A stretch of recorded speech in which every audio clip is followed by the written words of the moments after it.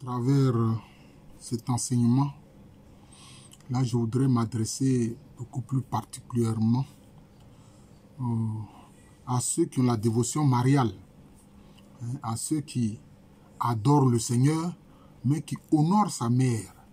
Voilà. Notamment les équipiers du rosaire. Moi, je suis membre des équipiers du rosaire. Et puis les légionnaires de Marie, etc. Il y a beaucoup de dévots de la Vierge Marie. Que ce soit à l'église catholique ou dans les églises orthodoxes. Mais aussi, même de plus en plus aujourd'hui, on voit des protestants qui ont la dévotion de la Vierge Marie. Ils demandent l'intercession de la Vierge Marie. Ils lui demandent de prier pour eux. Voilà, et c'est ce qu'elle fait. Elle est une mère bienveillante. Quant à ceux qui ont eu à parler d'esprit de mort, je leur ai répondu pour leur dire que le Seigneur a dit, là où je suis, je veux aussi que mon serviteur y soit. Et elle est la servante du Seigneur. Et aujourd'hui, ce que je veux proposer, ce sont des méditations, pour ne pas dire une méditation, sur la vie de la Vierge Marie. Pour que cela aussi, sa vie puisse nous servir d'exemple, parce qu'elle est un exemple à suivre. Alors, le premier élément qui peut faire l'objet de méditation, c'est l'annonciation. Quand l'archange Gabriel vient lui dire que le Seigneur veut qu'elle soit la mère de sa parole éternelle qui va s'incarner, qu'est-ce qu'elle dit? Elle dit, je suis la servante du Seigneur.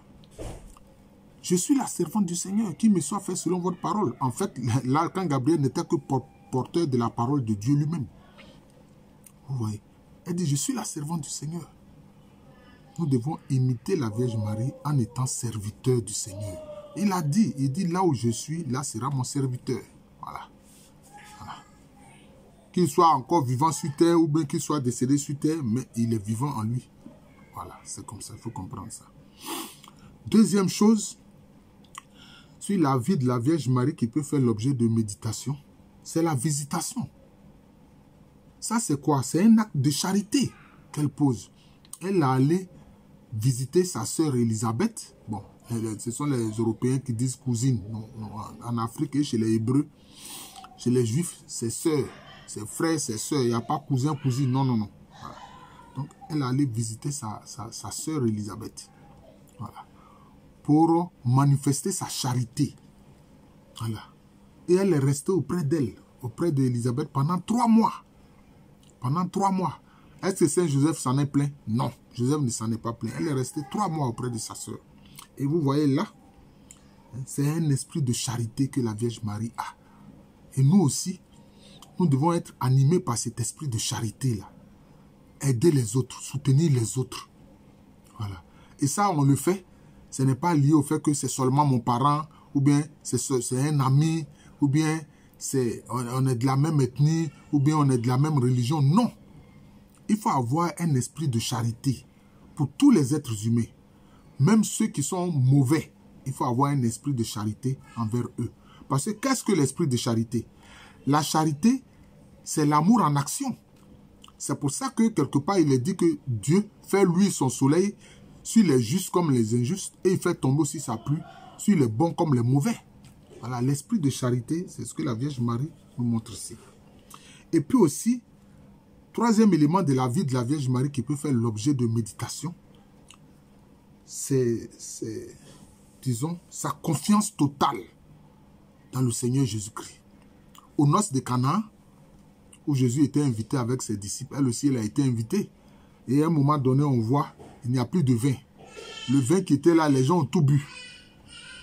Et puis, elle a approché son fils pour lui dire, ils n'ont plus de vin. Voilà.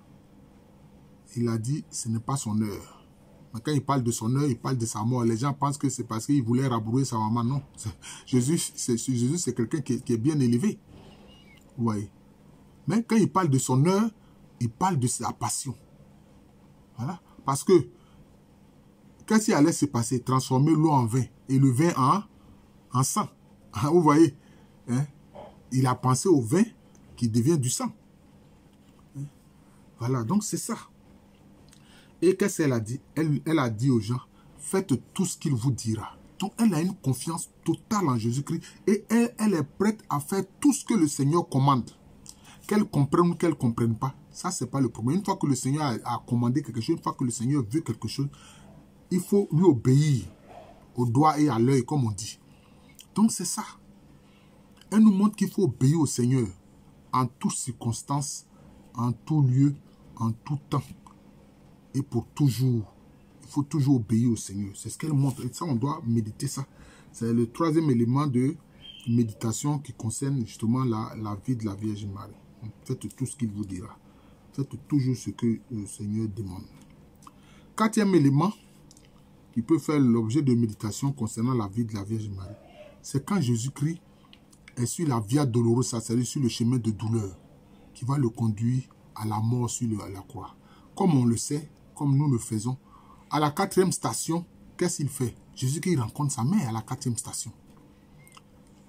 Jésus-Christ rencontre sa mère à la 4e station. Et les deux se sont regardés.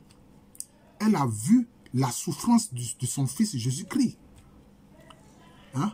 Et c'est en ce moment-là que s'est accompli, hein, la prophétie du vieillard Siméon. Hein? Au moment où Jésus a été présenté au temple. Vous voyez? Jésus bébé a été présenté au temple. Hein? Le vieillard Siméon a dit à la Vierge Marie, toi, une épée te transpercera le cœur.